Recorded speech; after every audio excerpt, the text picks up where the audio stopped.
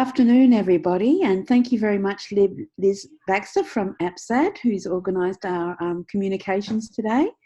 I'm very pleased to have Deepali Gupta speaking today, and hopefully, technically, this all goes well. I'm sure you all know that if it doesn't go well, it's always the tobacco industry that's done some sabotage to us. We can always blame them and not ourselves, of course. So I'd like to introduce Deepali. The particular topic you can see is to do with pharmacotherapies and the cardiovascular concerns we've all had and all have had addressed to us. There's no question that when it comes to using NRT with cardiovascular diseases, there's always been concerns, and how do I put it, cardiologists that have a concern about using nicotine in their heart patients. And then of late, we've had concerns about using pharmacotherapies like bupropion and of course lately Champix or varenicline in patients with cardiovascular disease, and as if there's some contraindications. So we've all known that we've tried very hard to debunk those myths, and Deepali today is really going to describe just, the risks and the benefits of these pharmacotherapies, because Deepali, we were just discussing this, has been working in this field for some time now, in smoking cessation in particular for 9 years. She is, she's got there what she's the, advanced cardiac pharmacist. She's in the QE2 hospital in Brisbane. So without further ado, Deepali, as we all know, hopefully this will work technically well. This is being recorded for those who are listening in and who'd like to be able to look at it in depth later on or pass this presentation on to their friends. We can do that. So Deepali, thank you very much for working on this presentation and to make available to us this information that we can pass on to our colleagues. Thank you, Deepali. Thank you, Renee, for such a lovely introduction, and a lot of acknowledgement goes to you as well for the work I'm doing in smoking cessation area. So I would like to start with declaring that I have no conflict of interest, and I would like to acknowledge the Prescription for Change group and Renee, who have helped me in gathering all the evidence and everything for today's presentation. So I think there's not much that we need to say in terms of smoking cessation benefits for cardiovascular disease. And I think the first thing that we should talk to our patients about if they have concern is that it is actually a treatment for cardiovascular disease. Because we know that each puff increases the blood pressure significantly. We know that the standard treatments reduce the risk of death in patients with cardiovascular disease by 15 to 35%, whereas smoking cessation has been proven to reduce the same risk by about 36%, and reduces the risk of future cardiac events by 50%. So this is well proven facts that we can discuss with our patients. I will not be spending too much time on, again, the benefits and the consequences of smoking, because I think that this we already know about, but I thought just going through quickly, again, it's a ticking time bomb, the side effects of smoking leading to cardiovascular disease. And there are just way too many to talk about if a person continues to smoke. The another interesting thing to discuss if in detail with our patients or with other clinicians is the pathophysiological mechanisms of smoking related cardiovascular disease. And you'll see that there are several mechanisms by which smoking is leading to increased risk of heart disease. And they all interact with one another. So nicotine reaches the arterial circulation within seconds of taking a puff, and it's much higher than nicotine replacement therapy. And this is what we can explain to those clinicians And we will come back to that a little bit later as well. Another interesting way to discuss, we know that the benefits of quitting are significant. It's never too late to quit. The excess risk of CV disease caused by smoking is reduced by half after 1 year, and after 15 years of abstinence, the risk of coronary heart disease is similar to that of a person who never smoked. This is a really nice way of summarizing that I found of where we compared numbers needed to treat. And we can see that no other preventative activity produces such significant results from such a small investment in time.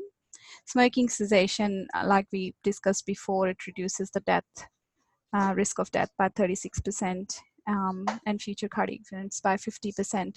But behavioral support added, the number needed to treat is only 16 to 40, whereas for statins, for all the other preventative treatments, you can see it's much higher. So just coming back to our first line pharmacotherapies, we can just look at some of the evidence and what are the concerns related to these medications in terms of cardiovascular side effects. I think, again, we have come across this study many times, and comparing the plasma venous nicotine concentrations for nicotine containing products. So we know that cigarettes achieve plasma venous concentration within minutes of smoking, whereas the nicotine patch takes over an hour, and it's much less than that achieved from the cigarette. Even the quicker acting nicotine products, we know that they don't provide a much faster nicotine concentration, and the total concentration of plasma concentration of nicotine is much less with those products as well.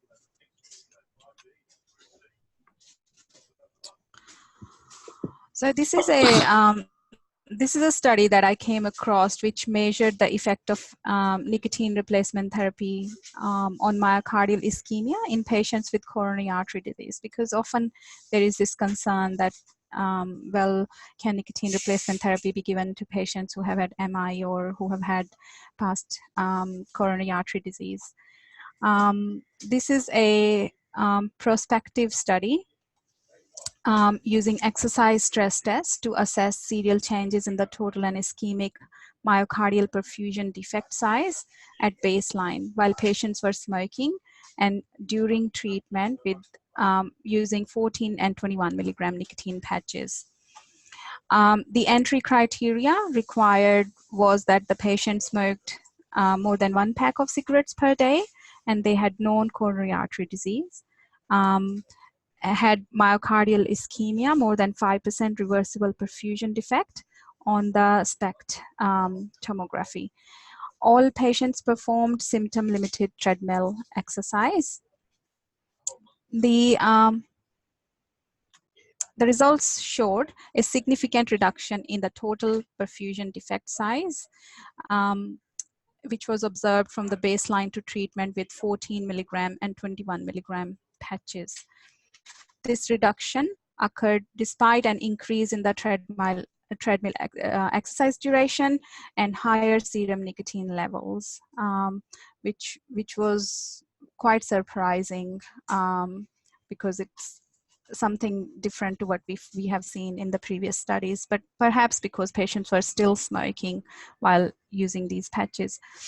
This reduction occurred despite an increase in the treadmill exercise duration and higher serum nicotine levels, and there was a significant correlation between the reduction defect size and exhaled carbon monoxide levels because patients reduced their smoking by 74% during the trial. So the conclusion that was made by the authors was the nicotine patches, when used to promote smoking cessation, significantly reduced the extent of exercise-induced myocardial ischemia as assessed by exercise thallium 201 spec test. So this is an interesting finding that you can say that it's showing that nicotine patches didn't have an immediate effect on causing myocardial ischemia. There is several other studies. I will not go in detail, but these are some of the ones that the key studies that mention that NRT poses no cardiovascular risk. So Joseph et al., they confirmed that safety of NRT in cardiovascular disease patients is supported by data from RCTs, efficacy studies, observational data, and physiological studies. Similarly, Zevin et al., high-dose nicotine treatment, even with concomitant smoking, caused no short-term adverse effects on cardiovascular systems. And then in a large study with over 33,000 patients, use of NRT is not associated with any increase in the risk of MI, stroke, or death. Next, I think one of the other concerns and the reason why this presentation, this webinar we are doing is because some of the concerns raised from published studies with varenicline about the risk of varenicline in cardiovascular disease. And much of that comes from two main studies or databases. So one of them is a observational trial database, which reported a 34% increased risk of CV events during Champix use compared with self-controlled post-treatment interval. This was a big observational study which made to the media and was quite there was quite a lot of critical appraisal as well for this study, but that's what has caused a lot of concern in the clinicians. And I'll talk to you about the limitations that should be considered alongside as well. And then there were two meta-analyses on varenicline and CV risk. There was differential conclusion, however, if any risk they showed, that was small. Those meta-analyses were from Singh et al. And the Prasachka et al. And in the end, FDA in 2011 concluded that these events were uncommon in both varenicline and placebo groups, and increased risk was not statistically significant. But just looking a little bit more on the observational study, was that there were past observational studies that compared the risk CV events between Champix and Zyban, Champix and NRT, and they either found similar rates or lower rates of ischemic heart disease and stroke in those patient groups. So there are other studies that, so there is conflicting evidence towards that. And the other limitations that was for that big observational study was that there was small absolute increase in the adverse cardiovascular events, but overall there was risk reduction as well. And it was a self-controlled risk interval design. The events that were compared were recorded after a prescription of varenicline compared with other in-time intervals, and these same individuals were not taking the medication. But yeah, and some authors also queried whether varenicline prescription could be a marker, not a mediator of increased risk of CV events. However, it did receive a lot of media attention, and that could be the reason why you might come across these concerns. So this is just summarizing from the FDA Safety Audit that was in 2011. So they looked at the two large meta-analyses, and in the end, FDA provided this advice that healthcare professionals are advised to weigh the risks of varenicline against the benefits of its use. It is important to note that smoking is a major risk factor for cardiovascular disease, and varenicline is effective in helping patients. And to also consider the health benefits of quitting smoking are immediate and substantial. They also wanted to make sure that patients taking varenicline should contact their healthcare professional if they experience new or worsening symptoms of cardiovascular disease, such as chest pain, shortness of breath, calf pain when walking, or sudden onset of weakness, numbness, or difficulty speaking. Patients should also contact their healthcare professional if they have any questions or concerns about Champix. In the varenicline product information, the big CVD study has confirmed that there's no statistical significant difference in CV mortality and CV events between placebo and varenicline, and there was the number of patients was 714. And they were given the intervention, either varenicline or placebo, plus counseling for 12 weeks. So as you can see, we know that the continuous abstinence was much higher in varenicline group, both at 9 to 12 weeks and 9 to 52 weeks. But there was no statistical difference between the CV mortality and events. And the groups did not differ in blood pressure or resting heart rate change from baseline to the end of the treatment. This is another interesting factor because we know that's one of the pathophysiology, how smoking causes the cardiovascular events. The only limitation was that for this study is that the statistical power to detect small changes in CV events was limited by the sample size and the trial duration. And they were relatively low rate of events. The another trial is the Evita trial, which demonstrated efficacy and safety of varenicline post-acute coronary syndrome. So this was a placebo-controlled randomized trial of 302 smokers who had ACS. Intervention was either low intensity counseling and varenicline in hospital and continued for 12 weeks.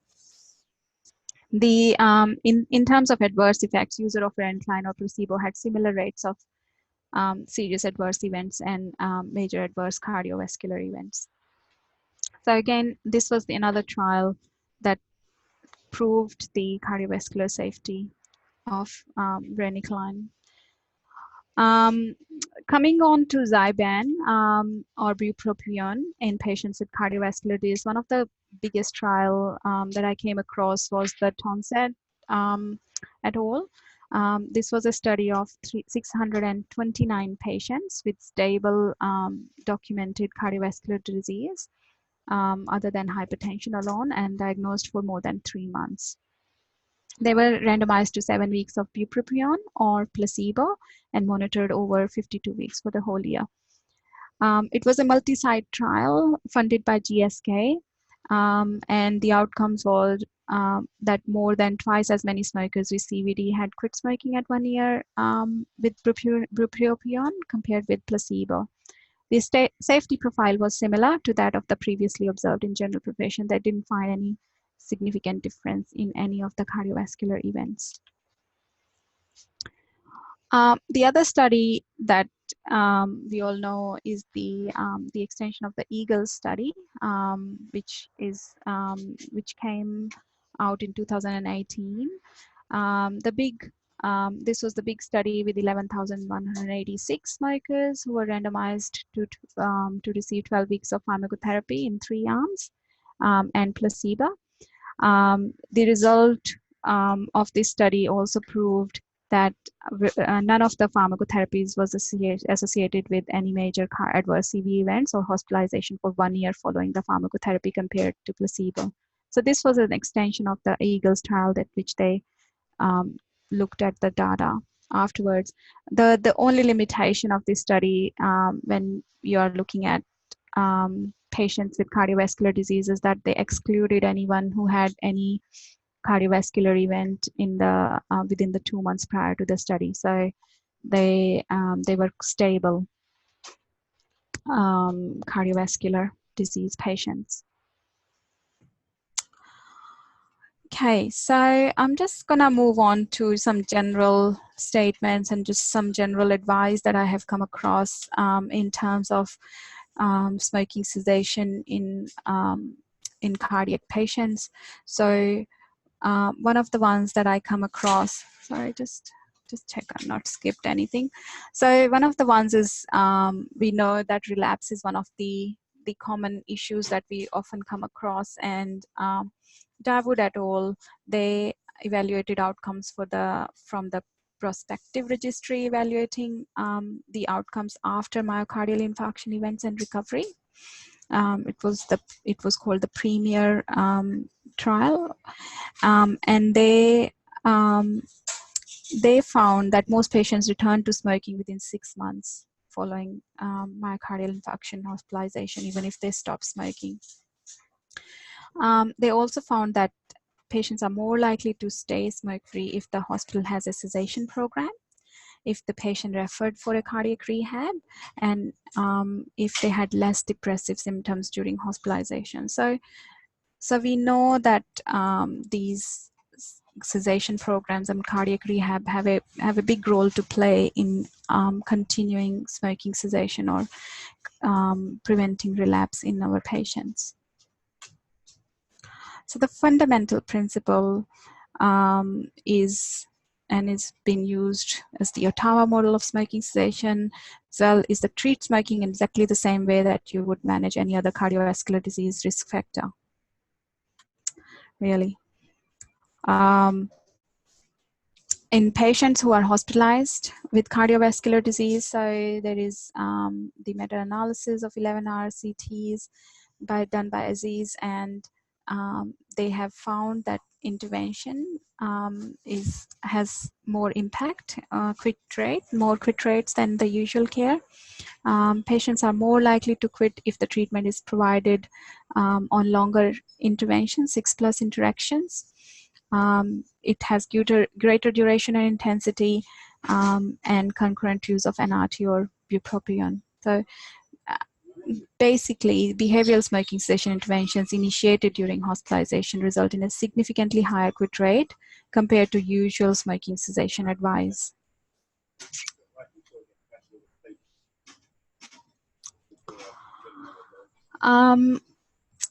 So this is another meta-analysis which showed positive long-term treatment effect for cessation treatment in patients with coronary heart disease, and it's effective in promoting abstinence at 1 year, provided they are of sufficient duration. So we know that the duration of treatment is really important, and the follow-ups are key in continuing abstinence in these patient groups. Just wanted to throw in this as well, because we know that electronic cigarettes these days are being promoted as quite safe, and Renee also sent me this article from Stent and Glance. He's a cardiologist, and he's looked at the association between electronic cigarette use and myocardial infarction. So basically, they looked at a big national health interview survey, total of about over 60,000 patient surveys, and the people who answered yes to the question, have you ever been told by a doctor or other health professional that you had a heart attack, or also called myocardial infarction, were classified as having had an MI, and they found that daily e-cigarette use was independently associated with increased odds of having had a myocardial infarction, as was daily conventional cigarette smoking, and there was no real benefit of changing over from smoking to electronic cigarette as a daily use, or even the or joining together. There's another article from Qasim et al. There's a couple of pharmacists in that review article, and they also talk about the it's quite interesting article if you can actually find it and read it, and it also talks about that e-cigarettes are not emission free, and in fact they emit various potentially harmful and toxic chemicals. Whether or not the levels of these toxicants are lower than traditional smoking remains controversial, so we don't know at this stage. But yes, there is concern with the cardiovascular effects of electronic cigarettes, and definitely also if these patients are going for a surgery, again the nicotine that is being delivered is at quite high strength. Thought I'll just throw this in: smoking and drug interactions. We know that smoke contains polycyclic aromatic hydrocarbons, and sometimes if some of these medications have got cardiovascular side effects. So if a patient is on clozapine, they're taking olanzapine, or even if they are having quite high caffeine drinks, and if they stop smoking as a result of a medication, then the cardiovascular effects of these side effects of these medications can also be quite profound. So it's important to always screen for other medications that could be resulting in cardiovascular side effects as a result of stopping smoking.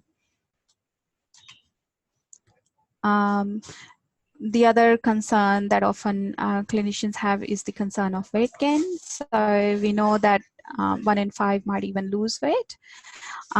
Smokers really need to gain about 42 kilos to offset the health benefit of quitting for coronary heart disease alone.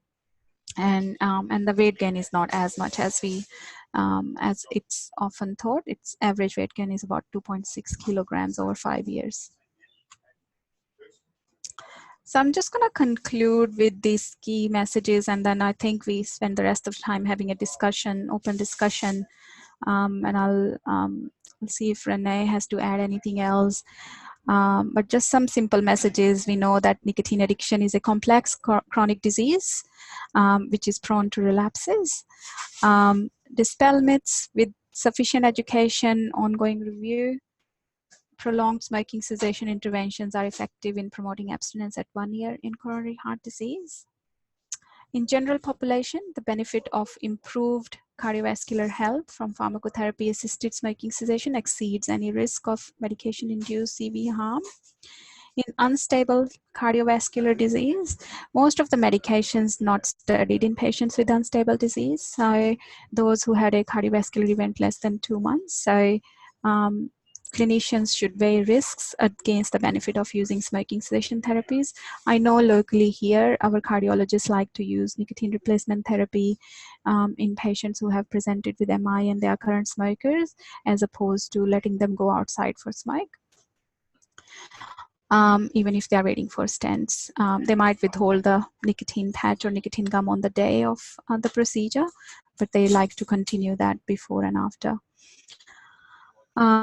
In stable cardiovascular disease, advise patients to notify a healthcare provider if experiencing no or worsening symptoms of cardiovascular disease. And that's where the follow-ups come in, that you are not just starting a medication or making a recommendation and leaving them on. I think there should be an ongoing follow-up in all patients. I've got a list of references in the end for everyone to look at. I have referenced each of the slides where I took the information from. So over to you, Renee. Thank you so very much. I just wonder if there are any questions in our audience, but I would like to actually start off with asking you, Deepali, do we add the words stroke as well, cardiovascular diseases and strokes? Do you think that would be appropriate, because there are concerns people have with using pharmacotherapies and people have had strokes who are still smoking? Yes, so the stroke has got a vascular component as well in it. And yes, so those patients are also, those patients who have stroke, they are also considered hemodynamically unstable in that period. So yes, I would say cardiovascular disease will include patients who have stroke as well. Yeah. I think that's becoming important too, because again, there are some myths in the neurology groups, you know, the professional groups that that NRT is not appropriate in stroke patients. And again, this is a myth we'd like to debunk. So I'm just wondering whether we could just add those words, see cardiovascular disease and strokes. Is there anybody in the audience who has a question? We can hear some of you. You can simply ask us. I think we can, if you put on your mic. Has anybody got a question in the audience? We can hear some people in the background. But if there are any questions at all? You mentioned, Deepali, you mentioned electronic cigarettes and the risk there. Clara, Karen, there's quite a substantial. If you want to ask a question, I think I'll just go through the list as they are. Can I unmute Clara? Or Clara, do you have to unmute yourself? Go for it, Clara. No.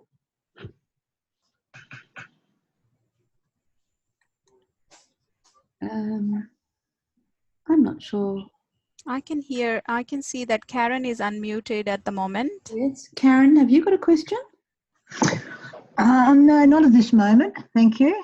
That's all right. Thank you very much, Deepali. That was good. Great. Thank you. Thank you, Karen. Looks like we've got anybody with a question there. They need to unmute their little mic, which might have a red dash across it.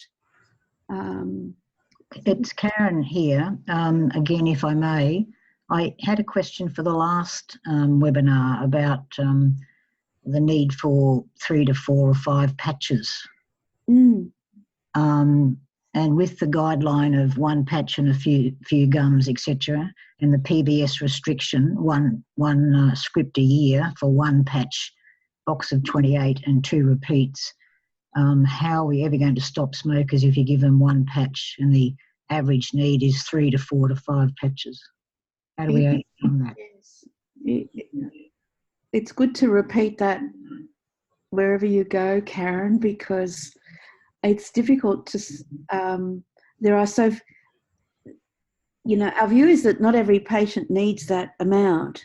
And I gather that True, but departments say there's so few of them that it isn't worth subsidising everybody for a lot of it. Well, if there's it's not very difficult, isn't it? If there's not that many, then it won't cost much. No, if the argument is true, there's not that many that needs 3. Right. There's no expense. But we've known since Michael Russell in 1980, the average nicotine level was 33 nanograms, and the range was 4 nanograms to 72. That's and right. They just, if not more, and they just tripped off to Argentina, the British, and proved it all over again. That 90% of 50 Argentinians need 90% needed 3 patches, and 70% needed 4 patches. So we've known for 40 years that 1 patch is useless. So why still have a useless guideline and a useless PBS? What are we doing about it, is my question. I have a smoking clinic now, as you know. Someone came last week with brain damage after his coronary bypasses, smoked 52 years, 73 years of age, now got frontal lobe damage. He came in and stopped smoking on 7 patches. And I could only think of you and your client with 7 patches. Most of the time, 3 patches and 4 patches, bits and pieces, of course, 3 1/4, 5 1/4, whatever. I go up, as you know, quite slowly. So I think there's 1 patient that needs 1 patch. So we're not going to get anywhere. We can talk until, PISS into the wind, and if they, the average, need 3 patches and we give them 1, they have to keep smoking or they have a withdrawal worse than giving up heroin. What's your view on this, Deepali? Multiple patching and the subsidies for that, and we know it's a valid thing to do. We've seen our own professional outcomes are terrific when some people need, it just brings them over the edge and does exactly what it's meant to do. It's meant to be nicotine replacement therapy. I keep reminding people that. And often our NRTs don't necessarily replace correctly. I say to my patients, this is like a high trapeze, a high wire act. Close enough is not good enough. Not good enough. Well, Deepali, how do we manage this? I can only talk from my experience, and I think Karen is probably at a better place than me because she's a GP, so she can prescribe as many patches as she wants, but I can't. Get taken off to the PBS if I'm not careful. Yeah, so as a pharmacist, I think I have only gone up to as high as 3 patches in a patient, and that too was the 3 patches. My patients find it really hard to go increase any more than 2 or 3 patches because 1, they run out of the space where they put the patch on. 2, they start to develop a bit of a skin irritation from where the previous patches were taken off from. So sooner, after a couple of days or 2 or 3 days, I think we also need to think about how feasible it is, more patches. And the company can't make higher strength patches for the reservoir for the drug pharmacokinetics because they can only put certain amount of drug in that reservoir. So I don't know really what the solution is. In my personal experience, I haven't been able to go up more than 2 or 3 patches, and those patients who were happy to use 2 or 3 patches, they didn't mind paying for the second box by themselves, because by that time, if they were really heavy smokers, by that time they had saved hundreds of dollars. Yes, after using 1 or 2 patches, they have reduced smoking significantly, and they're saving hundreds of dollars each week. So, yes, but they have to stop. Yeah. They have to stop. So by if they don't give them enough patch, I'm sorry, but they have to keep using smokes or using the 2-minute nicotine, which is even more expensive. So the cheapest way, in fact, is to go up and up with bits of patch until they hit that happy spot and go for the 3 months, and then they're theoretically, cured. So we still have a problem giving them enough patches. As I said, I've got the clinic, and most people are on 4 and 5, and they don't get a rash because they put them on anywhere, on a shaved legs, arms, backs, tummy, anywhere except their head. I don't know how they went. Deepali, how did your patients actually go? Did they go well with those multiple, So only very few. I wouldn't say even 50%. I would say about 10% of patients in my clinic that I had to use more than 2 patches ever, and they they develop rashes. So if it is males, they usually are very hairy, and it's difficult for them to. They don't want. My question, Deepali, is did they do well not smoking? No. So they relapsed. Yeah. So they didn't use patches for that many patches for continuously long enough, and they would then start using, drop back to 1 patch or whichever, and they would relapse. So it's a compliance issue. We know that I can't go and slap the patch on them. They have to do it themselves. So if they're not going to use it, yes, but if you give them an ineffective amount of patches, it won't work. And so that's correct. That's the dilemma, isn't it? Yeah. That's the dilemma. So we have, what I have found more beneficial is adding varenicline to the patch. Yes. So that actually adds on the additional benefit. And again, we come into the same dilemma in there as well, that one of the 2 treatments is non-PBS. So patient has to pay themselves for one of the treatments. And I actually speak to them when I am adding a second treatment through their GP. I do speak to the patient that, look, patches is going to be non-PBS. Are you happy to purchase that yourself? And usually they are, and those patients are then moved over to varenicline. This is true, but our population of smokers are the mental health, the Aboriginal, and the lower demographic, and they haven't got any money for the $50, if not $60, a box of 28 patches. And if you need 3 a day, I mean, it's just hopeless. So we have to get better guidelines. We have to work on the government to say, yes, please join our association, anybody who's listening, and we will lobby the government to do this. Has anybody got anybody got any questions other than Karen? Sorry, Karen, not one. You're all right. No. Just anybody got a question to ask? We can talk for some time if you like. Anybody else? Turn off your, if you want to ask a question, turn off your mute. Anybody? I see that Judy is here. It was my very first mentor in smoking cessation, and she is the one who introduced me to Renee. Judy, how are you going? How's your clinic going? Would you like to say anything to us? I'm not sure. Do I need to do something, or does Judy need to something? I don't think I. Can you unmute people? I don't know. No, they have to do it themselves. They have to do it themselves. On the screen, it'll say unmute your speaker. Unmute your speaker. Right. Thank you, Clara. We saw your comment. Thank you. Is there any? Does everybody see this Q&A? Not sure if you all see it. Do you see that? Yes, I can see it. Right. Thank you. Some of you might then have to leave. If you want to, you can just, I gather, type something in. Well, it may be difficult for people to do, Deepali, so we might close then if that's all right, unless anybody got any other comment.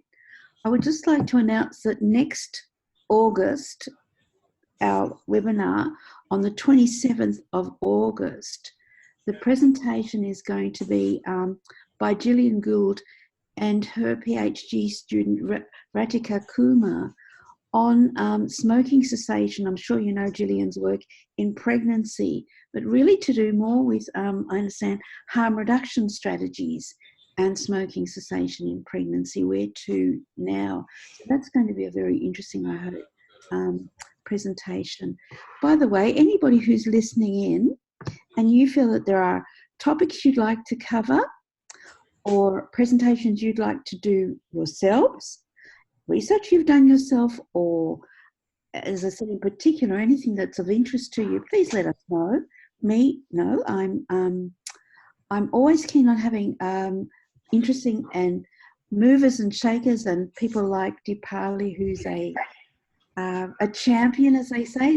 We always want champions around the country who are very interested in the topic and have gone further with it, and we've taken on board their roles that are really not necessarily, not evidently what they're expected to do. Like Deepali, we know, is a pharmacist, and I know that Ratika, who's going to present next time, is a dentist.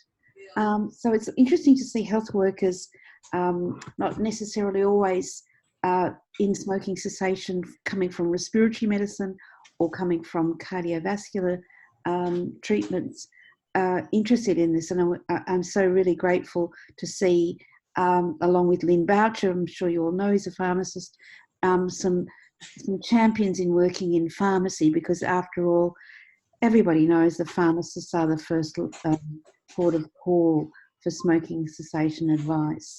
And we hope it's all accurate and evidence-based.